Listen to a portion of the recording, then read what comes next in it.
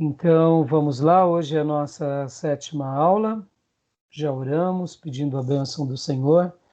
Quero deixar um texto aqui, queria ler um texto que se encontra em 2 Coríntios, capítulo de número 3, versículo de número 17. É nossa 7ª aula, dobradinha, da matéria História dos Avivamentos, e como é praxe, eu gosto de sempre ler um texto bíblico no início das nossas aulas. Esse texto diz assim: Ora, o Senhor é o Espírito, e onde está o Espírito do Senhor, ali há liberdade.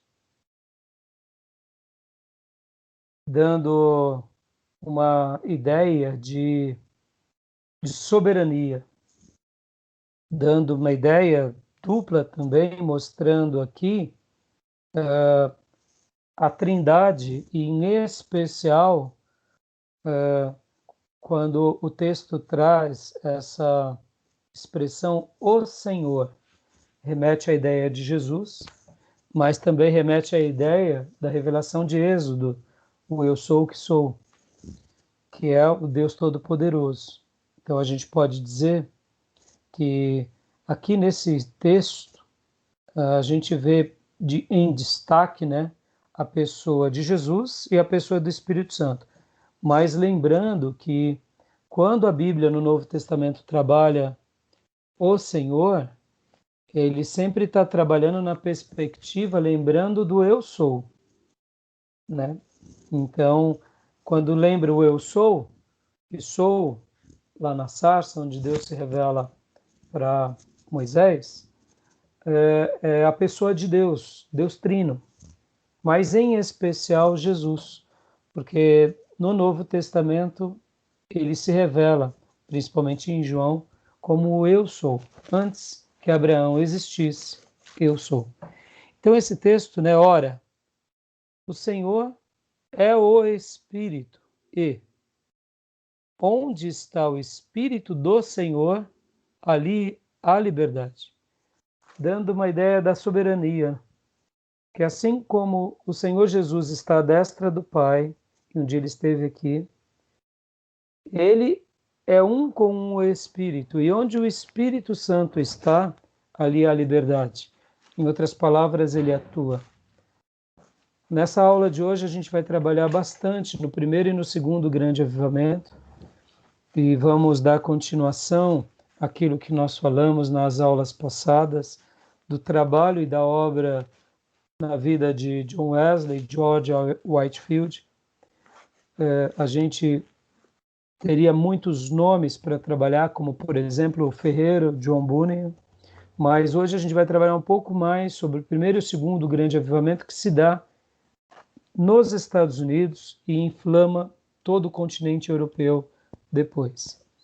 E, em especial, vão destacar essas três figuras, Jonathan Edwards, John Wesley e George Whitefield. E aí a gente vai estar vindo até o finalzinho do século XIX, começo do século XX. Então, hoje a gente vai trabalhar bastante aí nesses slides. E por que eu li esse texto? Esse texto demonstra que quando Deus trabalha, ele trabalha com muita liberdade. Ele quebra os paradigmas, ele faz coisas como ninguém faz. Uma das atuações mais lindas de Deus na história, tanto bíblica, do Velho Testamento e do Novo, é a maneira em que ele rompe barreiras, que ele estabelece a sua vontade e ele se perpetua. E a gente vai ver que esses homens de Deus, ao mesmo tempo em que eles tinham uma vida de piedade, de devoção, eles realmente se lançam de uma forma muito fervorosa ao mover do Espírito Santo de Deus. E eles se entregam a isso e fazem uma obra maravilhosa. Tá bom? Então, vamos lá para o nosso slide, né? Eu quero abrir aqui o assunto da aula de hoje. A gente vai estar trabalhando nessa 7ª aula sobre o primeiro grande avivamento, o segundo grande avivamento. Quero falar um pouquinho sobre o sociólogo Max Weber, quero falar no capitalismo, quero falar também com a questão que depois alguns socialistas deturpam a ideia, da ideia de Max Weber, e aí a gente vai estar trabalhando principalmente nos slides 9, 10 e o 11A, tá bom? Então vamos lá, deixa eu só pôr aqui o slide. Primeiro grande avivamento. Pode ler para nós, filhote? Primeiro grande avivamento, por gentileza. Predecessores. Os anabatistas. O primeiro, a reforma da reforma. Movimentos radicais exigiam uma ruptura maior com os dogmas e rituais católicos existentes na reforma luterana. Entre eles destacam-se os anabatistas, os rebatizadores, partidários fervorosos da conversão pessoal. Quando nós estamos mencionando um pouco sobre esses movimentos e sobre a maneira em que eles agiram, a gente não pode esquecer o valor desses homens de Deus. Por quê? No caso aqui dos anabatistas, como também daqueles outros que chamamos de os movimentos dissidentes. Porque tudo isso, na realidade, vai ser um pano de fundo que Deus vai sempre usar para que ele faça uma mudança. Deixa eu dar uma ideia que parece bobeira, mas uma ideia que eu ouvi no finalzinho ali dos primeiros 10 anos depois da virada do milênio, por volta do ano de 2006, eu vi um sociólogo comentando numa aula de uma pós que eu fiz, que foi muito interessante. Ele falava que o mundo está em grande discussão de qual vai ser o novo sistema econômico que o mundo vai se ajustar nas próximas décadas e nos próximos séculos. Por que isso? Porque a gente viu o mundo dividido, ainda está um pouco dividido, eu diria agora está um pouco mais em ebulição, mas a gente viu dois grandes polos, polo capitalista e socialista. Mas a gente sabe que ambas as coisas, principalmente depois da queda do comunismo, o capitalismo se manteve, mas o capitalismo também tem os seus lados doentios, seus lados que são péssimos. E não tem mais um mundo, e não existe planeta para a ideia econômica capitalista. Falta recursos naturais. Então, segundo alguns estudiosos, possivelmente haja um novo sistema econômico. Isso é normal. Por que isso acontece? Porque vão sendo lançadas bases, vão sendo lançadas discussões. Chega um dado momento que há uma transformação. Isso em tudo na vida do ser humano. Isso acontece em ciências, isso acontece em todos os setores da vida do ser humano. Você pode ver que cada grande descoberta é uma nova página na história da humanidade. Depois da criação do cimento, da descoberta do cimento, olha como mudou o perfil de construção. Né? A gente constrói, para nós é tão comum, né? Construir uma casa, um prédio, e tudo isso são tecnologias que vão transformando o mundo, né? O cimento veio, depois veio a ideia do aço, e aí vão unindo, vão desenvolvendo. Chega uma hora que a gente fica assim admirado com a evolução.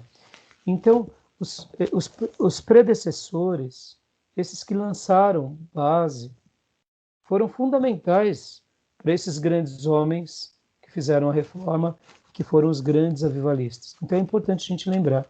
Quando a gente olha para trás, a gente aprende com o passado. Há um provérbio chinês que diz o seguinte: como o chinês vê o futuro? Ele vê o futuro da seguinte forma: ele caminha para o futuro de costas, olhando para o passado. Então, como que o chinês caminha para o futuro? Ele caminha, o futuro está ilustrando, né? Está para cá, O passado está para cá. Ao invés de ele olhar para frente, só para frente, não. Ele olha para o passado e caminha de costas. É um provérbio chinês muito sábio, por sinal. Por quê? Porque no momento em que ele olha para o passado, ele sabe que a história se repete. Porque nós, seres humanos, mudamos as gerações, mudamos as práticas, as tecnologias, mas somos parecidos. Somos gananciosos, somos falhos, nos deixamos levar por pessoas, por segmentos. Quando a gente olha para o passado e, de acordo com as tomadas de decisões dos nossos antepassados, a gente sabe onde eles caíram, então a gente vai errar menos. Então é um provérbio interessante.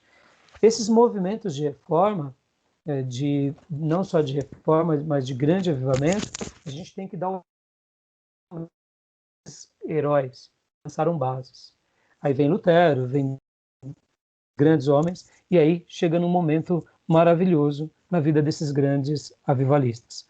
Então, a gente não pode esquecer dos anabatistas, mesmo que eles tiveram erros, mesmo que eles tiveram algumas falhas na sua teologia.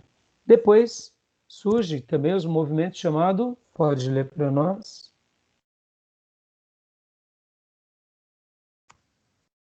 Puritanos. O segundo afirmou-se na virada do século XVII, com o puritanismo separatista que se opôs aos compromissos da Igreja Anglicana. Ao puritanismo aqui, a gente tem que dar um destaque em especial para o ferreiro, John Bunyan. Ele foi contra os do rei, que autorizavam apenas ministros legitimizados pela coroa a pregarem o evangelho. E ele foi preso, e por causa da sua postura firme, do seu chamamento, seu chamado, ele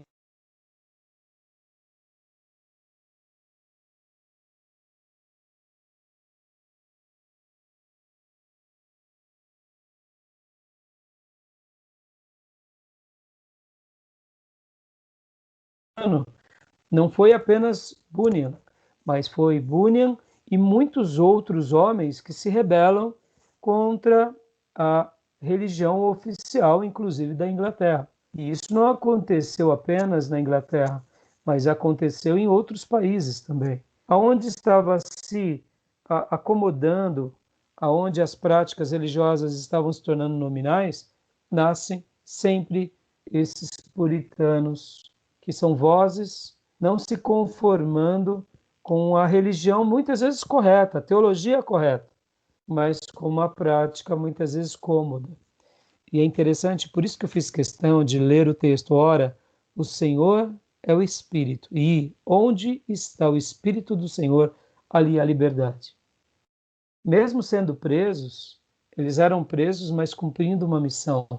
Então, esses predecessores foram fundamentais.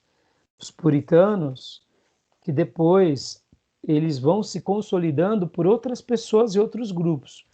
Você vai lembrar, Felipe, que na aula passada, John Wesley ele participava de um clube que era chamado Clube dos Santos, ou dos Santinhos. E de cara também ele foi apelidado de puritano, não porque ele era o primeiro puritano, mas porque já um século antes, alguns irmãos assim eram chamados. Perceba que como as atitudes de piedade, de consagração, incomodam muita gente, inclusive no colegiado religioso. É interessante isso, né? Não deveria ser assim jamais, né? Então, esses predecessores foram fundamentais.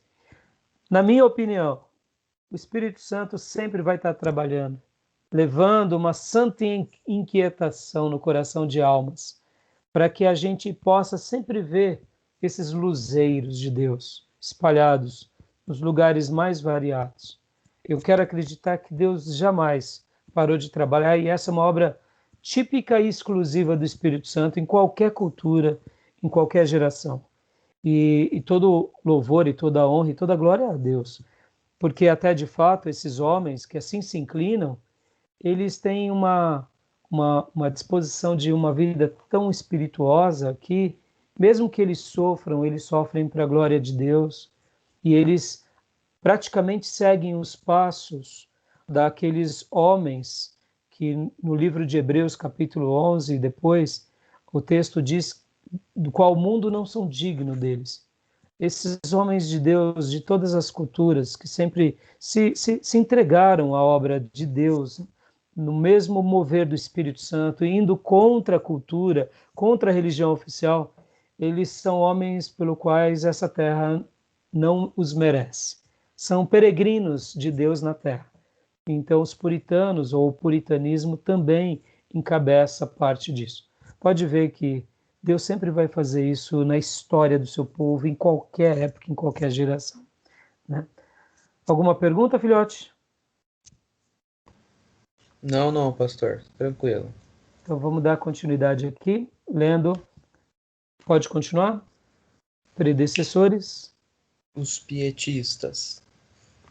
O terceiro surgiu nas últimas décadas do século XVII, com a grande tentativa de reforma interna do luteranismo pelos pietistas, baseada numa piedade mais pessoal, da conversão no seio de grupos fervorosos ritmados pela oração e leitura diária da Bíblia.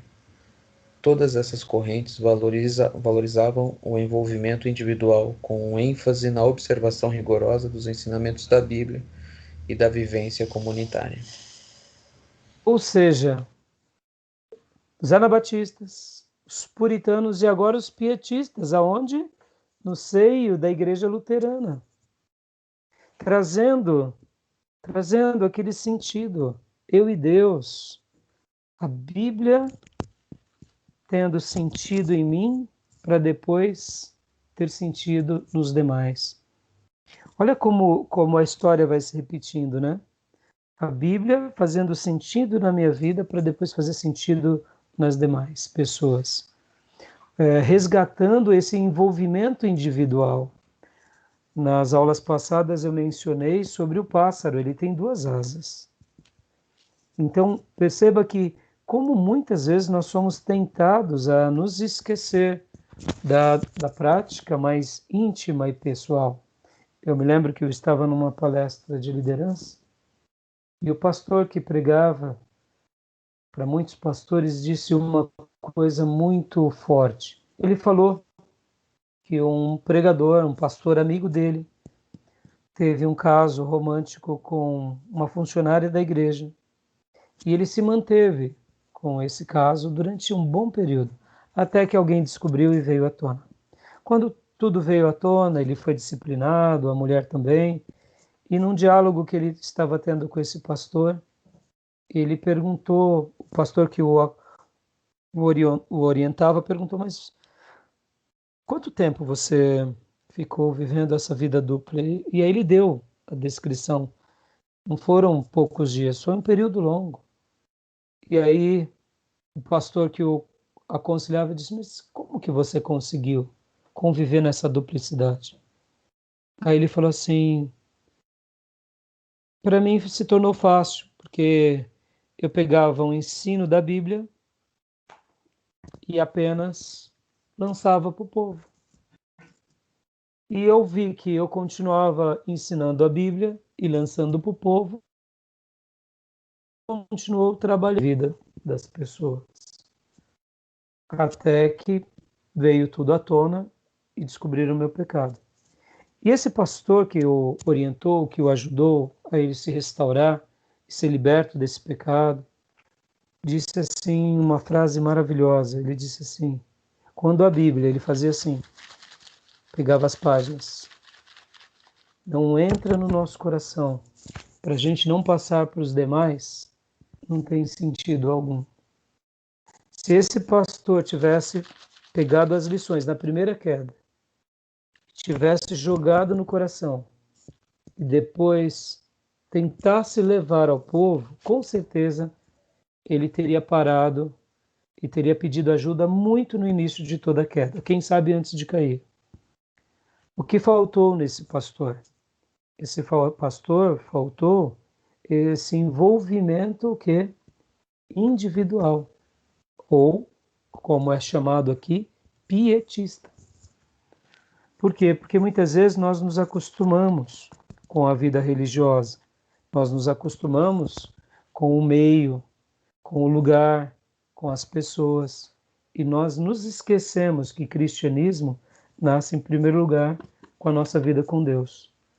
Então, essa história desse pastor nos choca muito, porque todos nós somos tentados a termos uma vida, eu diria, muitas vezes superficial. E quando a gente tem essa superficialidade, na realidade a gente já naufragou. E aqui esses movimentos mostram que a história do cristianismo ela pode se repetir a qualquer momento. No caso aqui, entre os luteranos. E é interessante, aqui dando só um detalhe, não vou entrar muito no assunto, mas os luteranos, por exemplo, logo depois de Lutero, os grupos de luteranos que surgem pós-Lutero vão se inclinando cada vez mais para a filosofia. Hoje, por exemplo, o luteranismo ele é forte, muito forte, inclusive na filosofia. Muitos dos teólogos do século passado que abalaram o mundo, inclusive na filosofia, a grande maioria tem, alguns têm um lastro muito grande com a teologia luterana. Então, olha que sutileza, né? Olha que interessante. Lutero foi um homem que era fervoroso na sua vida com Deus, com relação à sua conversão, com relação à leitura da Bíblia diária, trazendo para si. E ele fez o que fez, colocando a sua cabeça na guilhotina. Por quê? Porque ao ler o texto, justo viverá pela fé, ele assume isso e vai contra todos. E assume o risco. E tudo acontece. Então, o grupo pietista é um grupo também que também vai trabalhando, colocando em xeque a religião institucionalizada. Por quê? E por que hoje eu vou falar um pouco de Max Weber lá na frente? Porque quando uma religião ela é institucionalizada, uma coisa acontece. Muitas vezes as pessoas elas ficam confortáveis por causa dos seus salários, dos seus prédios, das suas tradições. E todos nós, seres humanos, gostamos do quê? Do conforto. Do conforto. O conforto é algo que nos traz para perto. O desconforto nós rejeitamos. E toda mudança, geralmente, ela gera em nós o quê? Desconforto. Então, por isso que esses pietistas estavam gerando o quê? Desconforto. Os puritanos estavam gerando o quê? Desconforto. Os anabatistas, do seu jeito rude, desconforto. E eu quero acreditar que o desconforto sempre é gerado pelo Espírito de Deus na nossa vida. Para quê? Para nos tirar da zona de conforto. Estamos aqui numa aula. Hoje, nosso seminário está... essa classe, por exemplo, temos efetivamente um aluno. E, recentemente, em virtude das suas viagens, você tinha até dito para mim, né, que talvez você chegou a sugerir de parar o seminário por um tempo, até estabilizar o trabalho, não foi isso? E naquele momento, olha que interessante, dentro de mim eu simplesmente falei, não, tudo bem, se o Felipe parar não tem problema, vou continuar estudando, vou continuar me preparando, vou continuar fazendo, porque não tenho dúvida que Deus vai trazer pessoas. Ou seja, se naquele momento que você falou para mim, eu falasse assim, tá bom, então parei, deixa aparecer os alunos, né? Então, possivelmente, não estaríamos concluindo esse módulo. Logo depois você me procurou, falando, pastor, eu vou dar continuidade. Eu falei, opa, glória a Deus, estamos aqui concluindo esse módulo. E por que eu digo tudo isso? Porque o desconforto, na grande maioria das vezes, é o Espírito Santo trabalhando na nossa vida, regada de preguiças, regada muitas vezes de indolência. Uma professora minha da FGV, do MBA que eu fiz, ela falava o seguinte, todos nós somos indolentes por natureza. Aí alguém levantou a mão e falou, indolente, professora? Ela disse, é o nome bonito de preguiçosos. E é verdade, a gente gosta disso. A gente não gosta, muitas vezes, de pagar preço, mas notem, esses homens que foram levantados por Deus, eu estou aqui gastando esse tempo antes de entrar, eles foram instrumentos do Espírito Santo. Para quê? Para realmente preparar aqueles homens que vieram atear fogo nas velhas estruturas. E sempre Deus faz assim. Que o Espírito Santo de Deus continue nos dando um santo desconforto, para que a gente possa fazer valer essa palavra entrando na gente, para a gente jogar para os demais. Porque é para isso que a gente está aqui. Então, esses grupos, eles foram úteis nessa perspectiva. E agora vem, então, o primeiro grande avivamento. Pode ler para nós, querido? Aconteceu exatamente na década de 1730 a 1740, que o protestantismo evangélico se afirmou de forma plena e completa durante o Grande Despertar, Great Awakening, que agitou as colônias americanas. A pregação exaltada de Jonathan Edwards sacudiu o entorpecimento, a indiferença e inércia moral do mundo religioso de então, e convidou todos os protestantes para o novo nascimento. Aleluia! Olha que fantástico! Que coisa extraordinária! Que coisa assim admirável! Opa. Esse momento aqui do nosso querido irmão Jonathan Edwards veio em 1740, século XVIII já. Olha que interessante. Agora, é claro, vamos lembrar, anabatistas, os dissidentes, os puritanos, John Bunyan, os pietistas, olha o Espírito Santo de Deus trabalhando entre ingleses, entre poloneses, entre alemães, e agora Deus pega quem um inglês, pega, no caso, um americano e sacode, usa ele de forma poderosa. Mas ele se alimentava, Jonathan Edwards, de que fonte? Do que ele comia? Ele comia desses homens de Deus. Ele comia desses reformadores. Ele se alimentava dessas pessoas. Uma coisa muito linda na vida e na obra de Jonathan Edwards é que ele era um pastor. Olha que fantástico isso. Quando a gente ouve, né, pega aqui esse primeiro grande avivamento e coloca Jonathan Edwards na frente, a gente já imagina um filho do trovão. Ele era uma pessoa, no mínimo, como Whitefield, George Whitefield. Uma oratória brilhante, o povo chorando. Mas não, ele era um pastor de uma comunidade pequena, um pastor dedicadíssimo ao estudo. O grande tempo dele geralmente era no gabinete dele, onde ele gastava muito tempo de oração e muito tempo de estudo, preparando seus sermões, os seus estudos, a sua pequenina igreja.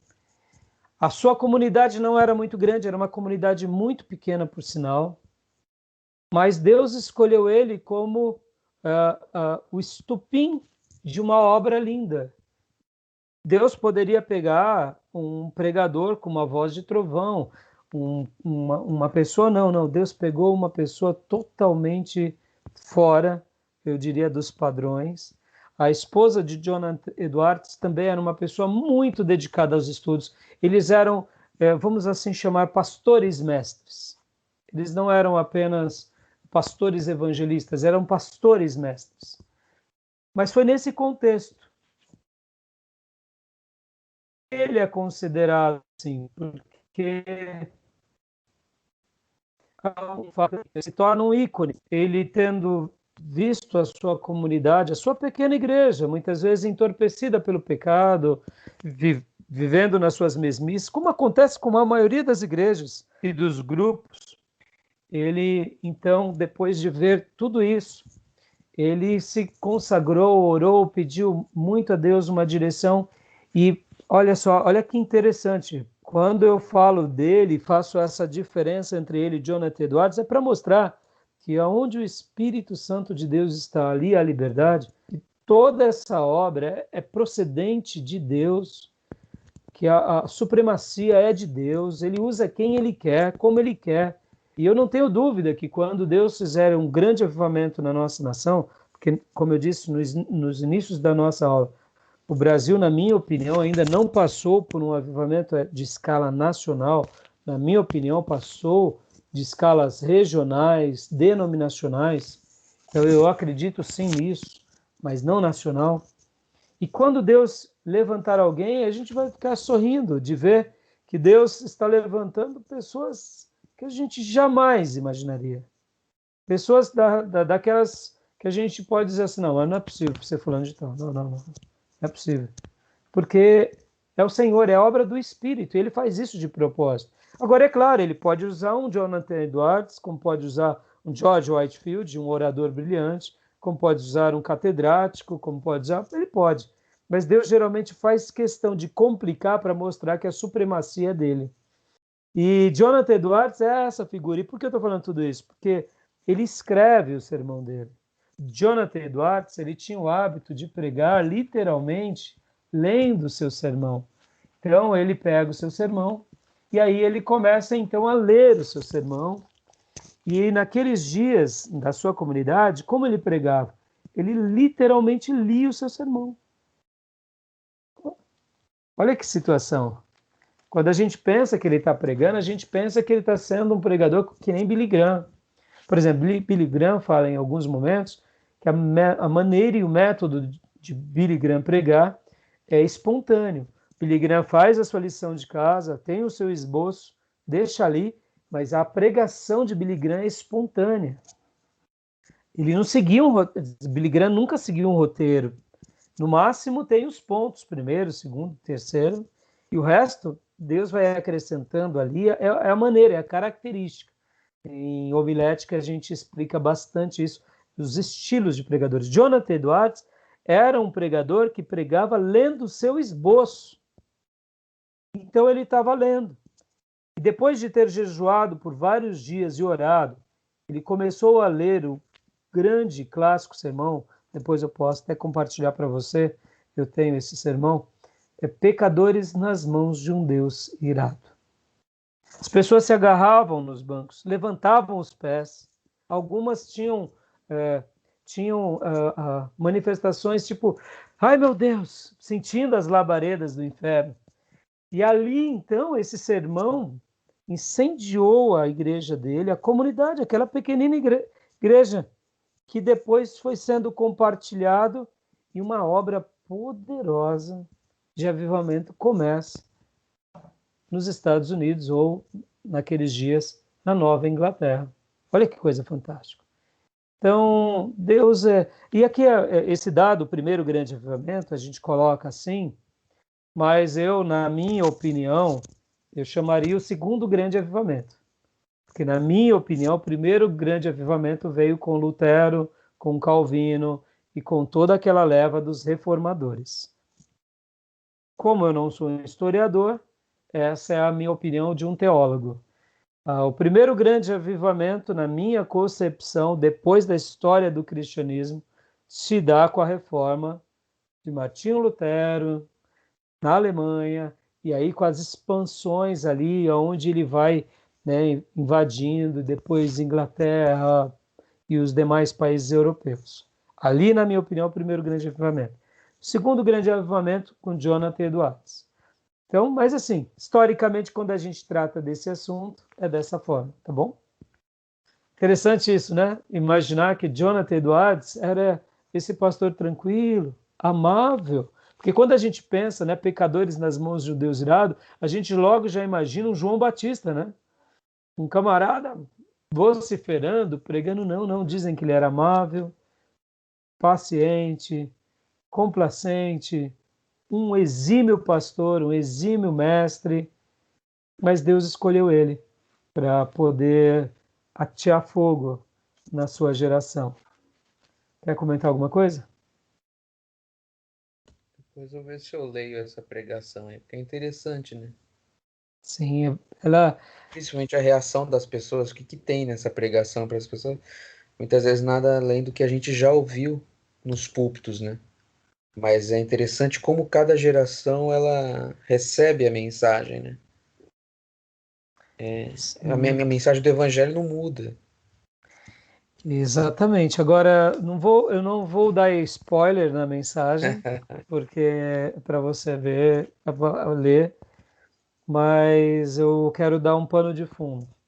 Ele ora muito, ele jejua muito. O Espírito Santo de Deus trabalha nele, trabalha na palavra nele e trabalha no povo. Então, mas leia porque vale a pena, entendeu? Mas você vê assim, ao tempero não é só a leitura, é a leitura de alguém que se entrega, que se rende à sua vida prática, né? E uma coisa que você comentou, filho, que é muito legal, e eu amo isso, e é aí onde entra uma linguagem também do Espírito Santo. Toda obra do Espírito Santo, toda obra de Deus, não importa se foi dada aquela mensagem há 10 anos atrás, 20 anos atrás, 100 anos atrás, 200, 500 anos atrás, é muito atual, porque ela é uma mensagem que tem a ver com a palavra de Deus. E ela se renova a cada manhã. Então, quando, por exemplo, Lutero, e é isso que mais me apaixona ao estudar as obras dos grandes homens de Deus, nós lemos e entendemos perfeitamente, porque a linguagem do Espírito Santo é a mesma. O que vai mudar, por exemplo, são algumas ilustrações. Por exemplo, eles vão falar de carroça, porque não existia carro, vão falar de barco, vão falar do campo, vão falar de escravidão. Eles vão usar figuras de linguagem do que era pertinente aos seus dias, mas a essência é a mesma, porque é o mesmo Senhor usando a vida daquele vaso, ou seja, é o mesmo Espírito usando aquele vaso. E o Espírito Santo sempre nos atrai ao quê? Nos atrai à grama de Deus. Olha o que eu aprendi com Ariovaldo Ramos. Eu aprendi muita coisa com Ariovaldo Ramos. Aprendi e tudo que for bom, útil, eu sempre vou ensinar. O Ariovaldo Ramos disse, certa ocasião, numa reunião de pastores, qual é a comida do povo de Deus? Ele disse, é a grama de Deus. O Senhor é o meu pastor, de nada terei falta. Ele é o supremo pastor, nós somos ovelha. O que a ovelha precisa comer? Precisa comer a grama. Se é a grama no Velho Testamento, se é a grama no Novo Testamento, se é a grama na Era dos Mártires, na Patrística, se é a grama na Reforma, se é a grama na vida dos avivalistas, por isso que a palavra ela é sempre muito bem-vinda e não importa a geração, a grama ela se mantém. E aí onde entram os verdadeiros convertidos. As verdadeiras ovelhas ouvem a voz, comem da grama, bebem da água. Louvado seja Deus, né? Isso é fantástico. Então, leia assim, é muito fácil de ver, de ler, você lê em um dia, uma manhã, é muito agradável, tá bom? Continuando aqui, ainda o primeiro grande avivamento. Esta temática faz referência ao texto de João 3, em que Jesus convidou Nicodemos a nascer de novo para entrar no reino de Deus. De 1734 a 1737 ocorreram centenas de milhares de conversões. Olha que coisa fantástica. Nota que é as escrituras, de novo, sendo resgatada. É o arrependimento, é o novo nascimento. As práticas. Só muda o termo, é pietismo, é puritanismo, é anabatista, é prática de novo, ou seja, é voltando às origens. Isso é fantástico. E aí é onde entra o agir de Deus, e aí onde entra o mover de Deus. Quantos milhares de pastores não existem que são piedosos, nos lugares mais variados no mundo? Por que não acontece um avivamento? Porque Deus não quer. Ou Deus acha que ainda o seu povo não está preparado. Os propósitos e os meios a gente não consegue compreender na sua plenitude. Mas quantos são os Jonatas Edwards que estão aí fazendo uma obra maravilhosa na sua comunidade, no seu bairro, na sua cidade, por décadas?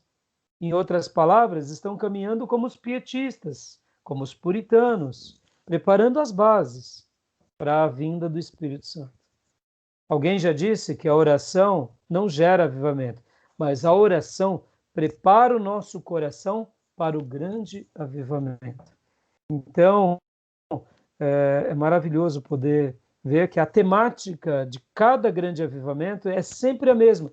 Nas aulas passadas a gente trabalhou que lá no Velho Testamento, quando eu trabalhei sobre a teologia da história dos avivamentos ou dos avivamentos, é o quê? É o retorno à Bíblia, é o retorno às Escrituras. Isso é fantástico. E a gente continua vendo de novo isso acontecer, né? Continuando aqui. Continuando, primeiro grande avivamento. Em 1739, o avivamento recebeu um novo impulso com George Whitefield. Da Geórgia até Massachusetts, o jovem pregador itinerante de 26 anos, formado em Oxford, no seio da Igreja Anglicana, tornou-se um ícone do mover espiritual sobre a jovem nação americana. Suas campanhas evangelísticas criaram uma mobilização sem precedentes na história da Igreja. Isso é admirável. É aí onde entra agora Deus usando os seus instrumentos. Deus usou Jonathan Edwards, a Teofogo. Uma coisa que eu queria deixar em destaque aqui. Quem Deus vai usar no grande avivamento? Não sei. O importante é ver o Espírito Santo de Deus agir. Ah, mas eu gostaria de estar na crista da onda. Não sei. Talvez você não seja separado para a crista da onda. Talvez você e eu sejamos preparados para ficar lá atrás segurando as almas. Não sei. Uma coisa eu quero estar vivendo nessa onda, nesse mover. Por que não foi Jonathan Edwards o instrumento, já que foi ele o estopim? Porque Deus não quis. Ah, alguém poderia dizer, mas Jonathan Edwards não se consagrava, porque se ele se consagrasse, Deus usaria. É aqui onde cai por terra as nossas criações, as nossas expectativas, as nossas meninices. Por que eu estou falando isso? Porque de um mundo mais moderno que vivemos e chamamos de pós-moderno, a gente tem muito essa correlação. Não, se você que jejua fulano, avivamento é Deus sendo suficiente. É a obra de Jesus Cristo, é a pessoa de Jesus Cristo, é o nome de Jesus, é a atuação do Espírito. E ele vai usar quem ele quer, como ele quer. Pode ser um Jonathan Edwards, um Whitefield, pode ser quem ele quiser. Por isso que, lembra que eu disse na aula passada, Jonathan Edwards, ou melhor, George Whitefield, não deixou um legado como deixou John Wesley. John Wesley deixou uma denominação, mas naqueles dias, a pessoa que abalou o mundo poderosamente foi George Whitefield. Mas por que ele não seguiu os passos de John Wesley? Porque não foi a vocação dele. É simples. A vocação dele foi ser essa chama acesa que inflamava, inflamava, inflamava e inflamava. Já a vocação de John Wesley foi de ser essa chama também que inflamava e deixava um grupo aqui. Inflamava, deixava outro grupo ali. Inflamava e criou uma denominação. Por que Whitefield não criou uma denominação e Wesley criou? Porque não foi vocação de Deus. Perceba, até nessas horas a gente vê que a denominação, que o grupo, quando ele é estabelecido verdadeiramente por Deus, não precisa do apoio das pessoas. Isso é muito lindo. Isso desconstrói a nossa metodologia, o nosso humanismo, o nosso controle, as nossas vaidades. E aqui fica essa lição, porque muitas vezes a gente tem essa correlação. Se eu orar que nem o pastor Ernesto Tonini orou, que nem o nosso irmão José Rego do Nascimento, eu vou ser alguém. Não necessariamente. talvez você vai ser usado muito mais sem orar menos, porque foi da vontade de Deus de nos usar. E não é da nossa envergadura, não é da nossa escolha. Quando a gente compreende esse agir e essa liberdade do Espírito Santo, a gente se inclina, a gente se rende com humildade e diz: Espírito Santo de Deus, faz como o Senhor quiser. Escolhe, faz a obra que o Senhor realmente desejar. E aqui a gente vê esse garoto de 26 anos, discípulo de quem? De Wesley. Formado sobre os quem? Wesley. Mas foi quem Deus quis usar ele. Ele que é o ícone na América. O inglês em solo americano. Extraordinário isso, não é? Então isso serve para a gente mostrar, sabe aqueles pressupostos muitas vezes humanos. Não, eu vou fazer algo novo, a gente tem que tomar muito cuidado, porque a gente pode estar apoiando grandes coisas que já existem. Porque muitas vezes esse eu vou fazer novo, isso tem mais a ver com a nossa vaidade humana do que com o desejo divino. Não estou dizendo aqui que Deus não possa, não, Deus pode fazer tudo. Mas eu quero acreditar que realmente o Espírito Santo de Deus, ele está muito mais para somar e multiplicar do que para dividir e subtrair. A gente pensa. Né? Então, isso daqui é extraordinário. Continuando.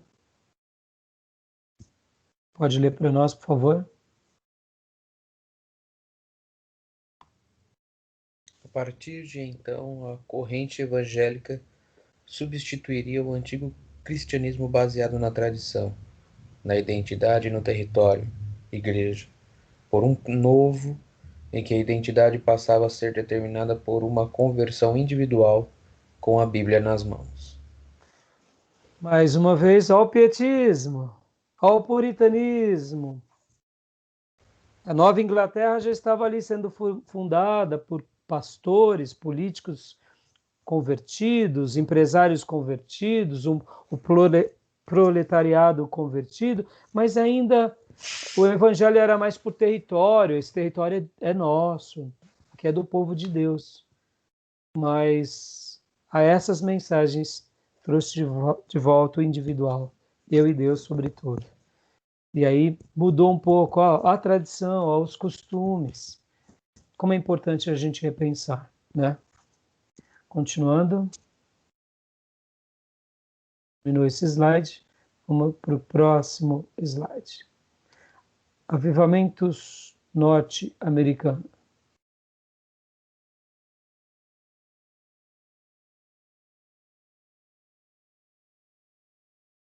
Deixa eu só ver se eu coloquei o certo. Sim, coloquei.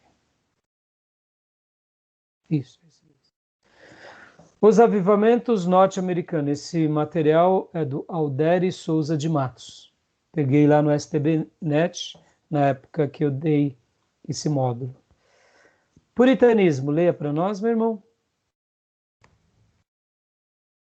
A principal matriz do protestantismo norte-americano foi o puritanismo.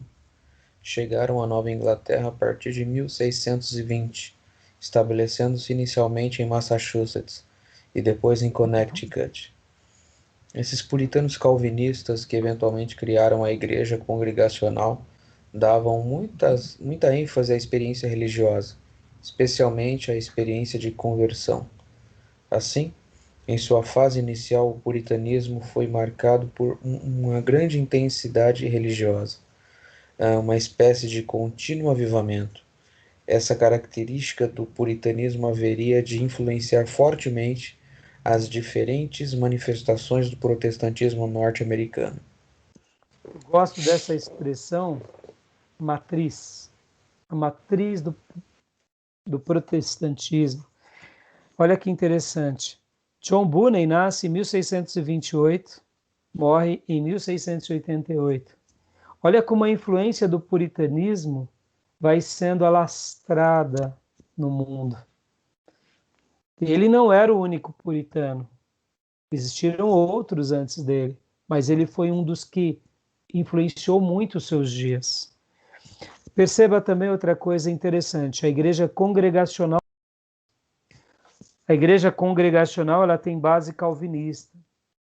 base calvinista, lembrando que dos irmãos calvinistas que já tinha surgido também a igreja que predominava na Inglaterra, ou melhor, na Europa.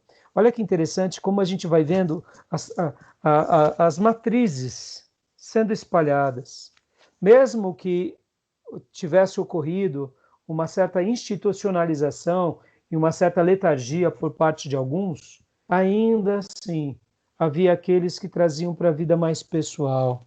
Em outras palavras, faziam valer as escrituras. As escrituras têm que fazer valer. O meu jeito de viver, fazer ministério, trabalhar. Então a gente nota como o agir do Espírito Santo sempre é forte na vida das pessoas. Aqui, né, um pouco das vestimentas, né? Lembra aqueles filmes bem antigos, né? As vestimentas deles, os trajes. Eu sou doido para arrumar um chapéu desse aí. Ah, olha aí, interessante, né? Aqui mostrando um pouco que essas vestimentas era até mesmo um protesto. Lembra que John Wesley ele tinha a modéstia como parte da sua vida? Pois é, os puritanos também tinham a modéstia. Eles entendiam um pensamento puritano maravilhoso, filho, é que nós vivemos de aluguel. Em outras palavras, tudo que temos não é nosso. Tudo que temos de bens não é nosso. A nossa família não é nossa. O nosso corpo não é nosso. Isso era ensinado por Calvino. Nós vivemos de aluguel para nós mesmos. Ora, se tudo não é meu, é de Deus, eu estou aqui de favor, eu sou um mordomo dele, então eu tenho que gerir, sabendo que ele é o meu patrão, que ele é o meu tudo, e eu irei fazer com ele o que ele desejar, né? Com os bens e com a minha vida, com a minha família, o que ele desejar. Isso é fantástico, né? Aqui mais umas fotos mostrando eles, né? As roupas. Aí aqui também a gente começa a ver um pouco dos traços das roupas de pureza, né? Pode ver cobrindo todo o corpo, no caso da mulher, né? Pode ver que elas cobrem até praticamente o pulso e vai até o pé. Os homens, mesmo que tenha aí esses shorts, né, com meia, como que é o nome? Como que é o nome de algo que vai até a canela mesmo? Aquelas roupas que vai até a canela? Só brinca. Você lembra disso? Não. Não lembro. Não. Então, é uma roupa meio esquisita, mas mesmo assim eles têm, né, as vestimentas de baixo, sempre cobrindo, mas tem que lembrar que na Europa é frio. Nos Estados Unidos também, algumas regiões é muito fria, né? Principalmente mais para o norte. Então, aí está uma explicação das roupas, né, mais conservadoras. O senhor sabe me Aí, dizer se os menonitas e os Amish são descendência desses puritanos? então, nós entendemos, até onde eu sei, que sim, eles também são, é como se fossem grupos dissidentes, que eles, fazendo um protesto contra a religião dominante oficial, eles acabam, se enveredando por um caminho mais, eu diria, recluso. Então, não deixa de ser um protesto. Por exemplo, pensa assim, é, a gente vai ler agora o declínio. A cidade envolveu as pessoas estão preocupadas simplesmente em trabalhar, ganhar dinheiro, a igreja está fazendo mais um papel de, de manutenção dos seus cristãos, e de repente um grupo lá sente o desejo de mudança, mas ele não tem voz. Aí é um grupo geralmente dissidente que acaba tendo um pensamento puritano e acaba indo, sim, migrando para essas linhas. Né? Eu nunca estudei eles a fundo, mas eu entendo que pouco que eu sei sobre eles é dessa forma. Eles são dissidentes e movimentos que tentam resgatar o puritanismo segundo a ótica deles. Tá bom? Leia para nós, Filhote. Aqui, declínio. Com o passar dos anos, as novas gerações perderam a visão e o fervor religioso dos pioneiros. A crescente prosperidade econômica e o avanço intelectual resultaram em um progressivo entorpecimento da vida espiritual. Em meio a esse estado de coisas, muitas pessoas começaram a orar por uma revitalização das igrejas e dos seus membros. Era comum os pregadores lamentarem o declínio da espiritualidade e clamarem os seus fiéis a orar pelo avivamento. Essas aspirações começaram a ser atendidas fora da Nova Inglaterra, nas colônias centrais. Olha só. Então, mostrando, né, que esse trabalho dos puritanos aqui, eles começam, então, a ter esse desejo do renovo, não muito diferente do que a gente vive hoje. Hoje, na realidade, quando a gente ora pedindo avivamento, e não é só a nossa igreja, mas muitas igrejas, é sonhando com isso de novo. Pessoas sérias, dedicadas, piedosas, convertidas, que amam essa palavra, fazem com que essa palavra entre nas suas vidas para que depois sejam pregadas. Então, por isso que o declínio ele acontece. Olha que interessante. A gente vai fazer esse comentário, a gente vai parar. O declínio ele nasce onde ele não deveria nascer. No momento em que há uma prosperidade, no momento que há um progresso intelectual, sutilmente o ser humano ele vai se enveredando para si, vai se acomodando e vai deixando o reino de Deus, a, a excelência de Deus, a grandeza de Deus, a supremacia de Deus vai sendo substituída pela atuação humana. E naturalmente a igreja começa a entrar em declínio. Por quê? Porque agora não é mais Deus, e sim o ser humano que começa a tomar frente de tudo. E é por isso que os declínios acontecem. E é por isso que pregadores falavam e pregavam e esperavam e ansiavam, como acontece nos nossos dias. Certo, filhote? Vamos dar uma pausa agora? Beleza. Quer comentar alguma coisa? Não, essa parte eu já tinha lido também, né? Quando estava viajando, eu li esses slides todos que o pastor mandou. Mas essa história do Jonathan Edwards é muito, muito interessante, né? Porque é um panorama social e geral que ele vivia não é muito diferente do nosso. Aliás, acho que o nosso está muito mais decaído Caótico. do que era, né? Sim, pra você ter uma ideia, ele era uma pessoa ilustre nos dias dele. Ele era um catedrático, esposa também. Então ele poderia continuar na sua fé catedrática. Nota quando eu li o texto, né? Onde o Espírito Santo está ali a liberdade. O Espírito Santo, ele quer usar todo mundo, ele quer pegar pessoas simples, leigas, operários, catedráticos, ele quer todos, né? Então, se nos dias dele não era caótico, mas não era tanto, os nossos são tão caóticos, a gente precisa de um avivamento. Por isso que a gente tem que orar ininterruptamente, né? E se posicionar. Tá bom, filhotes? Vamos para o nosso intervalo, depois a gente retorna. Fechado? Glória a Deus, então. Então, até já.